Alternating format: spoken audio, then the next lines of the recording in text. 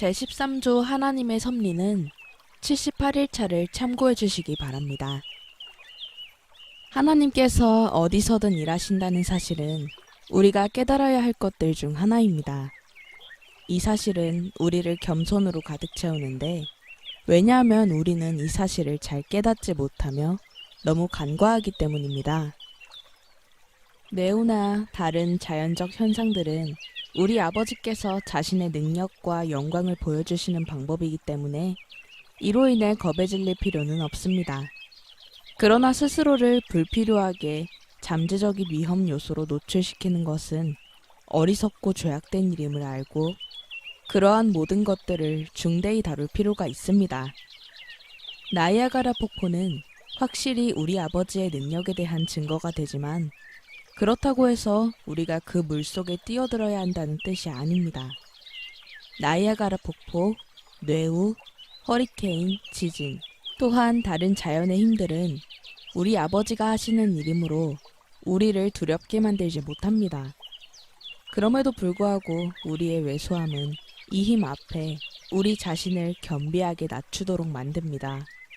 일반적인 상식은 당연히 우리에게 나이아가라 폭포를 타지 말라고 일러주며, 마찬가지로 여러 종류의 태풍이 올 때 피신할 곳을 찾으라고 알려줍니다. 우리가 큰 겸손함으로 다루어야 할 또 다른 것은 하나님의 죄와의 관계입니다. 우리는 그럼에도 불구하고 하나님은 발생된 범죄의 조성자가 아니시며 그분께 그 책임을 물을 수도 없다.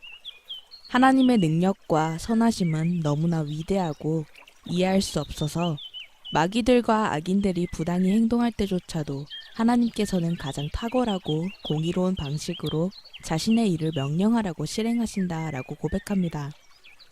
이 조항은 계속해서 우리가 하나님의 말씀 안에서 계시해 주시는 것들만을 알아가는 것에 만족해야 한다고 말하고 있습니다. 이것은 아주 어려운 부분이라고 할 수 있습니다. 그것은 우리가 오로지 하나님의 말씀만을 따르는 것에 만족하지 못할 때 어려워집니다. 여러 가지 성경의 예들은 이것을 실제로 보여줍니다. 예를 들어 유다는 주님을 배신했는데 그것은 그가 그렇게 하도록 정해졌기 때문입니다. 우리는 또한 불쌍한 유다, 그에게는 기회가 없었는가? 라고 말합니다. 하나님께서는 바로의 마음 또한 완악하게 하셨고, 그럼에도 불구하고 그는 자신의 죄에 대한 대가를 치렀습니다. 가장 분명한 예는 오순절에 베드로가 유대인들에게 예수님에 대해서 그가 하나님께서 정하신 뜻과 미리 아신 대로 내준 바 되었거늘 너희가 법 없는 자들의 손을 빌려 못 박아 죽였으나 라고 말하고 있는 사도행전 2장 23절입니다. 하나님의 뜻과 인간의 사악한 행동을 조화시킬 수 있는 어떤 시도도 이루어지지 않습니다. 이것은 항상 성경이 이러한 문제를 다루는 방식입니다.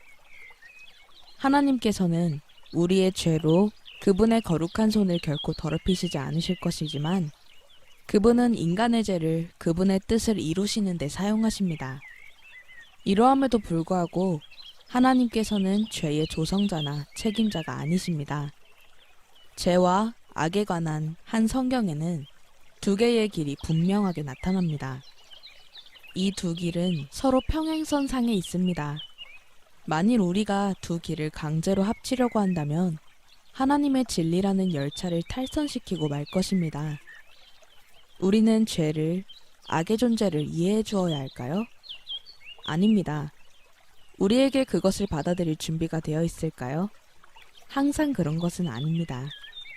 혹시 어린아이가 살해당한 것을 보고 하나님의 뜻이 이루어졌다고 말하십니까?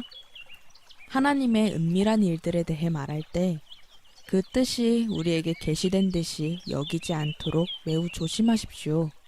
우리는 궁극적으로 하나님께서 각 사람의 삶을 인도하심을 알고 하나님께서 한계를 정하심을 압니다. 그러나 더 이상의 것을 말해서는 안 됩니다. 그러한 고통스러운 상황 가운데 공감되어야 할 사실은 하나님께서 모든 것을 협력해서 우리에게 선을 이루신다는 것과, 그러한 고통을 초래한 범죄자는 하나님의 계시된 뜻, 즉 살인하지 말라고 말씀하신 하나님의 율법을 어겼다는 것입니다. 이 모든 일은 하나님의 말씀을 균형을 우리가 놓칠 때 또는 우리가 그 한계를 넘어 밀어붙이려고 할 때 가장 어렵게 됩니다. 만일 우리가 그 말씀의 한계 안에 머문다면 마지막에 살펴볼 내용처럼 섭리는 말할 수 없는 위로의 교리가 될 것입니다.